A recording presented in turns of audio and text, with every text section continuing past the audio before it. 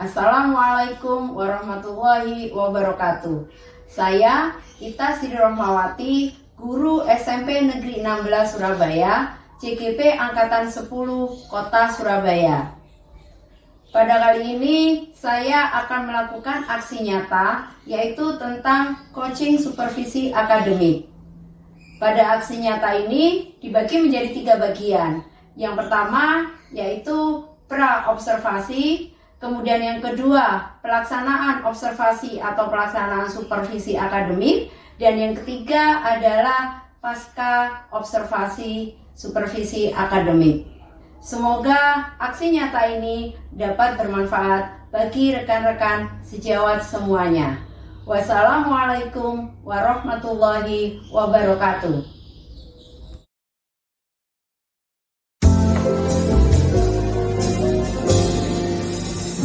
Assalamualaikum Bu Rizky. Waalaikumsalam Bu Ita.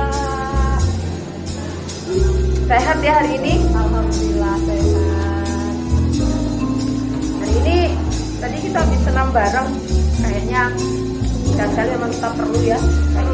Supaya badan tetap sehat, jadi anak-anak juga bisa sehat juga. Iya.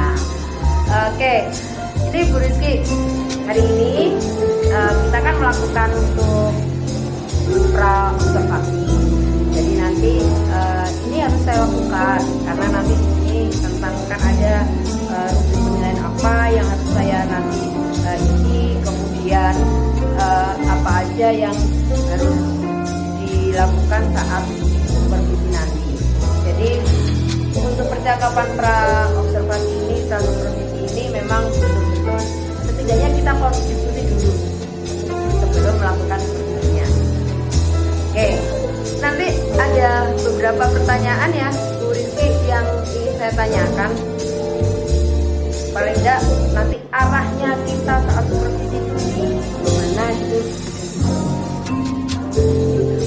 Pertanyaan pertama nih Bu Rizky, kira-kira saat observasi nanti tujuan yang ingin dicapai, tujuan pembelajarannya yang ingin dicapai sama Bu Rizky itu apa?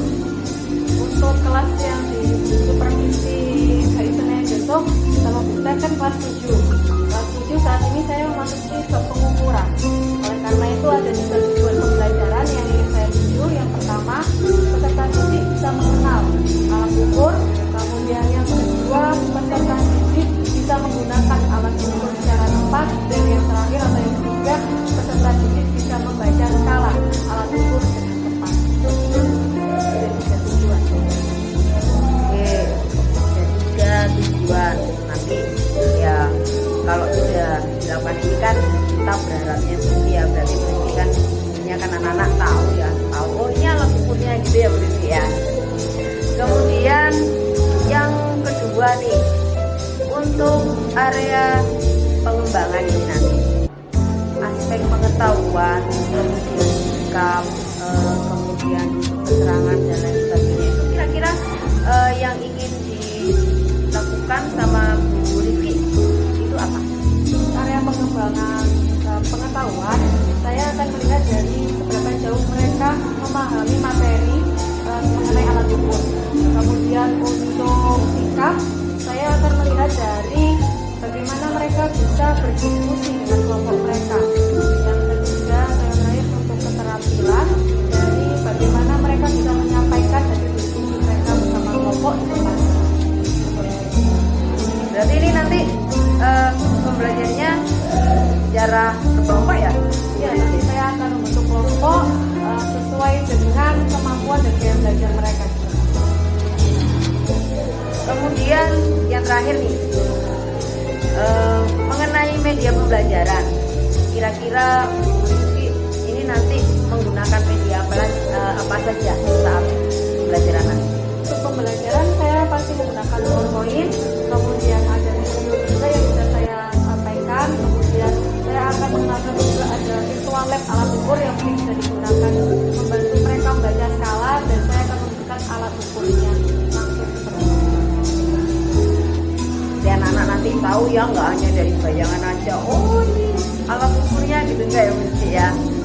Saya tunjukkan langsung, oh seperti ini bentuknya, oh seperti ini cara pakainya, seperti itu. Kayak nanti anak-anak makin menarik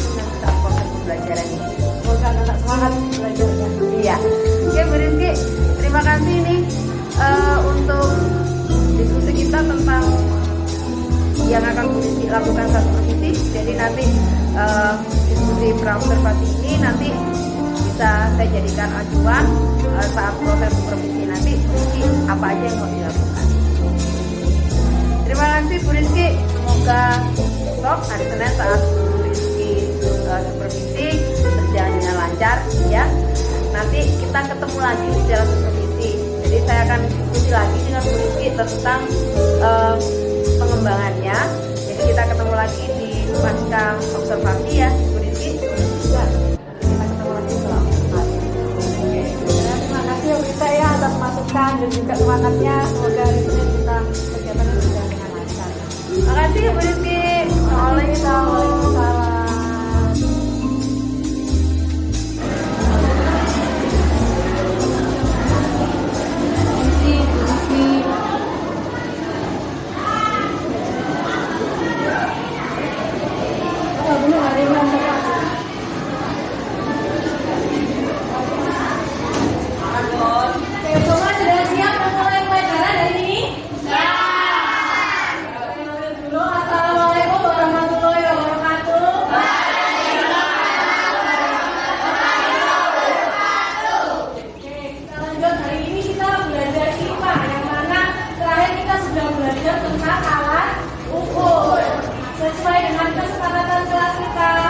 Sebelumnya bahwa apabila saya menerangkan kalian harap untuk tetap tenang. Apabila ada yang ditanyakan bisa angkat tangan terlebih dahulu. Oke, sebelum saya mulai materi hari ini, saya mau review sebentar materi sebelumnya yaitu tentang alat ukur. Kalian sudah mengenal beberapa alat ukur. Contohnya misal termometer. Termometer fungsinya untuk mengukur apa? Suhu. Oke, betul. Kalau misalnya timbangan atau neraca buat mengukur apa? Massa atau berat. Oke, kemudian kalau alat ukur jangka sorong. Diameter dan juga bisa mengukur kedalaman. Ada yang sudah pernah lihat bentuknya jangka sorong? Sudah.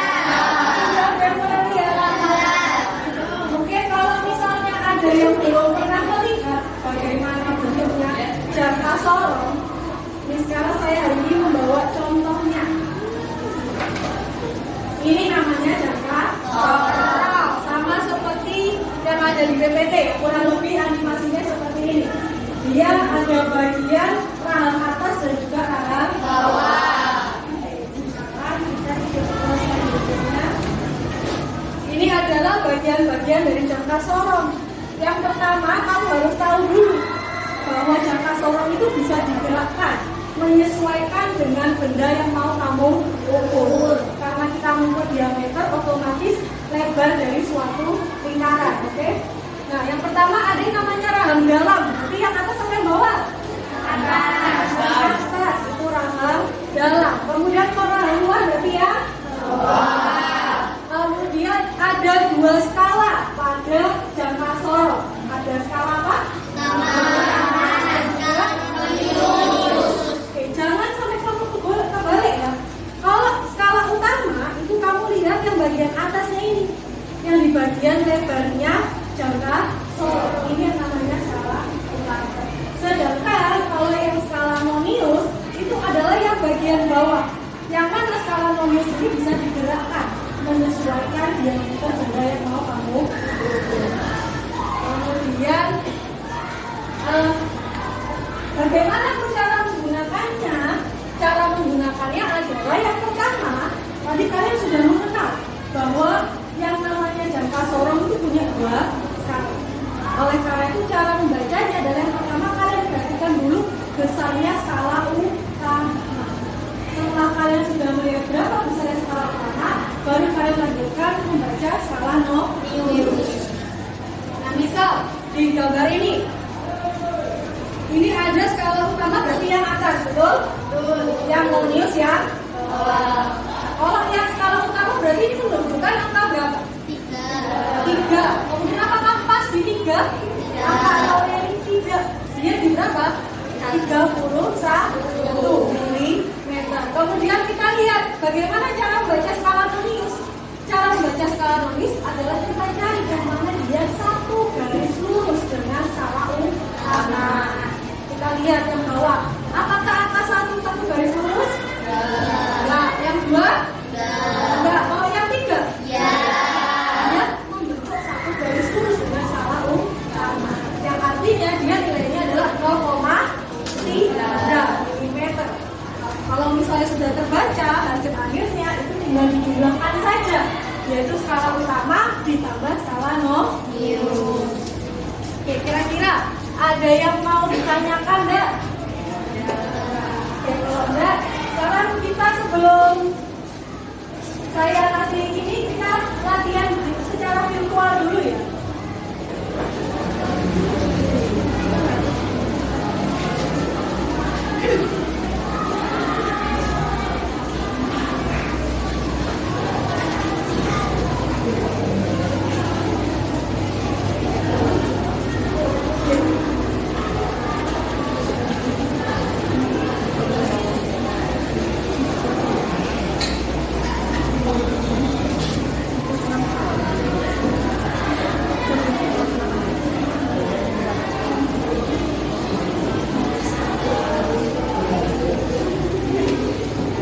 Jadi buat kalian di rumah, saya nggak punya yang namanya jangka sorong di rumah, tapi saya ingin bisa belajar jangka sorong, pembacaan jangka sorong. Berarti lewat apa? Kamu bisa pakai ada website seperti ini yang bisa membantu kamu buat belajar tentang penghitungan jangka sorong. Sekarang kita coba ini ya. Kita membesar dulu. Nah, tadi gimana cara bacanya? Yang dibaca? Skala utamanya dulu, baru skala minus. Jadi ini skala utama mungkin berapa? 1, terus ininya ada 1,1, 2, 3, 4. Jadi 14 mm. Kemudian yang bawah, mana yang satu garis lurus? Apakah satu garis lurus? 2,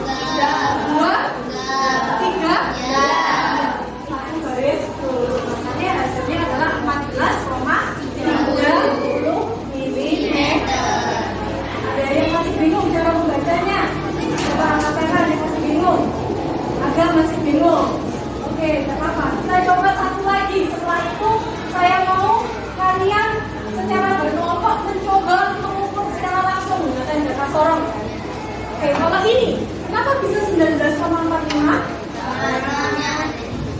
Karena skala utamanya dia ada di angka 9, tidak sampai di angka 20. Kemudian non minusnya dia ada di garis lurus di 4,5.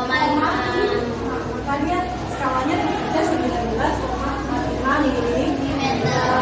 Oke, kalau gitu sekarang kita coba menghitung langsung ya secara berkelompok menggunakan praktek langsung bagaimana cara menggunakan jangka sorong.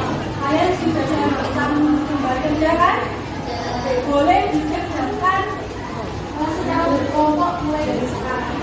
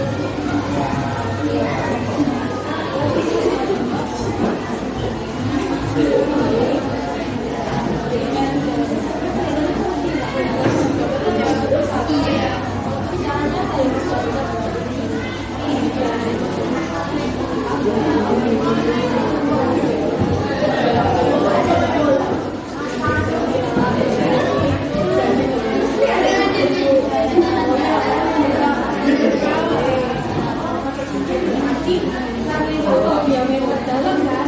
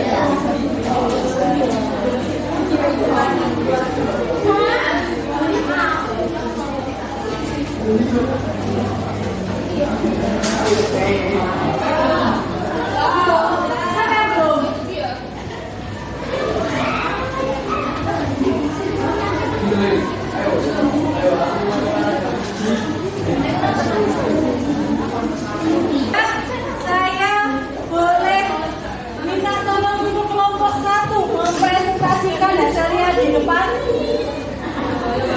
Ayo, kelompok 1 dibawa hasil pekerjaannya ke depan.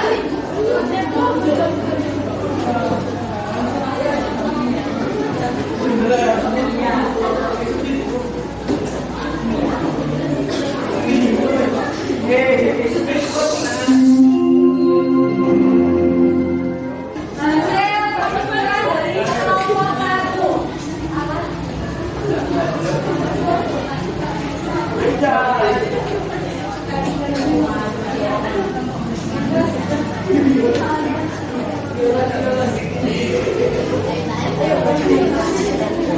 Berdasarkan alat dan bahan yang kalian gunakan, apakah cara penggunaan jangka sorong pada ketiga benda tersebut sama? Silakan.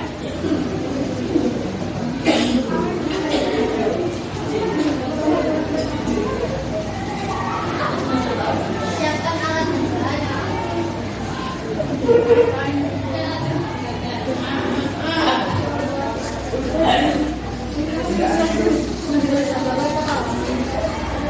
Cek dan pastikan bahan pada saat kedua rawan tertutup. Kalau kedua anak-anak, kendurkan baut kemudi dan tarik ketegangan.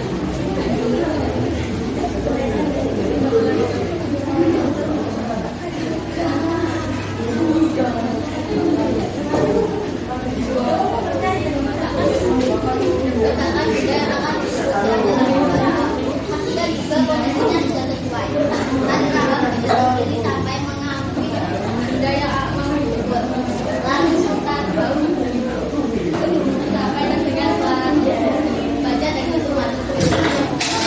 Catatlah hasil pengamatan yang telah dilakukan pada tabel pengamatan yang telah disediakan dari 2. Jelaskan bagaimana cara menentukan hasil pengukuran menggunakan jangka sorong.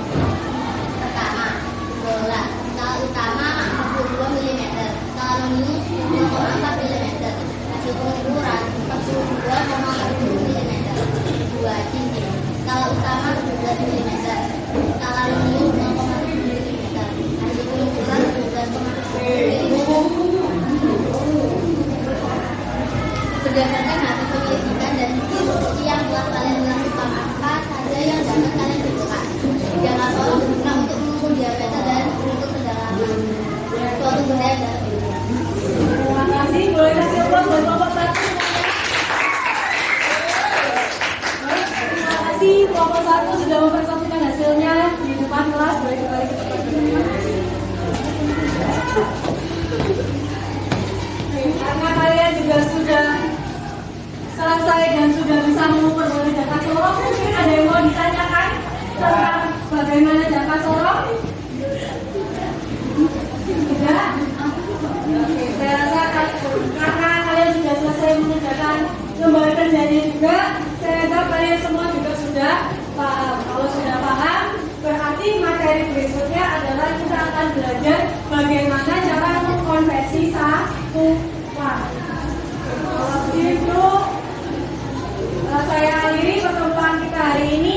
Terima kasih dan tetap semangat belajarnya. Selamat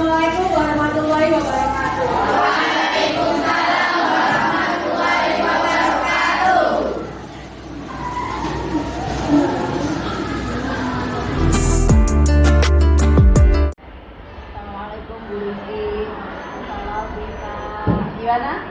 Sehat hari ini? Alhamdulillah lebih sehat seperti biasanya. Iya. Kemarin kan Bu Rizky sudah melakukan supervisi. Kemudian dari yang Bu Rizky lakukan itu, mungkin Bu Rizky menyampaikan apa sih yang ingin dicapai saat proses supervisi yang Bu Rizky lakukan ke pelajaran ini. Kita kembali lagi ke pertemuan sebelumnya ya kita ya.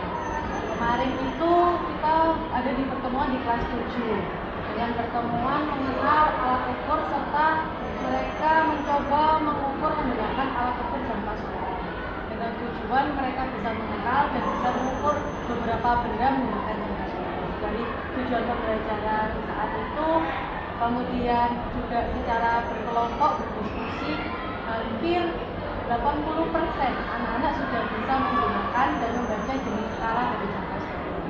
Namun yang masih ada beberapa anak yang memang masih kebingungan membedakan mana skala non sama skala utama.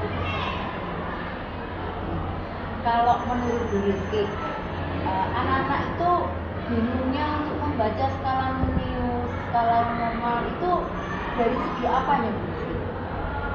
Mungkin mereka masih kebingungan bagaimana cara melihat garis lurus dalam jangka sorong ya Bu. Karena kan kalau kita melihat jangka sorong mengukurnya dilihat mana yang garis lurus sehingga itu adalah nilai satuannya yang benar. Kemudian ditambah lagi mungkin dia sudah bisa melihat garis lurusnya sebelah mana, namun dia bingung mengkonversikannya dari milimeter ke sentimeter. Masih ada yang seperti itu. Berarti ini selain itu berarti menurut Bu Rizky apa lagi yang menjadi kendalanya dari murid-murid yang kemarin? Kendalanya mereka masih belum bisa ide dan tidak berani mencoba. Jadi, ayo dicoba, enggak Bu saya takut bacanya salah. Jadi rasa percaya diri mereka itu masih kurang. Kemudian saat presentasi pun juga ada beberapa kelompok itu masih kesulitan buat mengungkapkan hasil presentasi diskusi kelompoknya seperti itu. Tapi setelah disemangati oleh teman-temannya, mereka mau Panggilan ditujukan kelas 7G dan H. Panggilan ditujukan untuk kelas 7G dan H segera menuju ke aula. Kalau menurut Bu Rizky, kira-kira apa yang mau dilakukan Bu Rizky supaya anak-anak tadi yang menurut Bu Rizky itu tadi kurang paham? Kalau dari pengamatan saya kemarin kita, ternyata anak-anak itu lebih senang apabila mereka belajar itu langsung menggunakan alat. Jadi langsung turun mengukur, mengenal. Mereka lebih suka daripada saya mengenalkan alat-alat serta fungsi-fungsinya hanya sekedar lewat PPT. Jadi mungkin untuk kedepannya saya akan lebih banyak mengenalkan jenis-jenis alat ukur, kemudian bagaimana menggunakannya. Oke. Apa-apa. Ini berarti nanti anak-anak lebih, menurut Bu Rizky tadi kan lebih senang praktek mungkinnya Bu Rizky ya. Terus kira-kira nih komitmen atau tindak lanjut apa yang mau dilakukan Bu Rizky dari hasil praktek mengajar yang kemarin ini? Untuk beberapa kelompok yang sudah mahir itu akan saya kenalkan lebih banyak alat ukur, sedangkan kelompok yang masih sekiranya kurang dan butuh pendampingan akan saya bantu untuk membaca alat ukur, kemudian serta juga mengkonversikannya supaya mereka bisa menemukan jalan keluar dari masalah. Wah, sudah bagus tuh Bu Rizky. Terima kasih. Iya.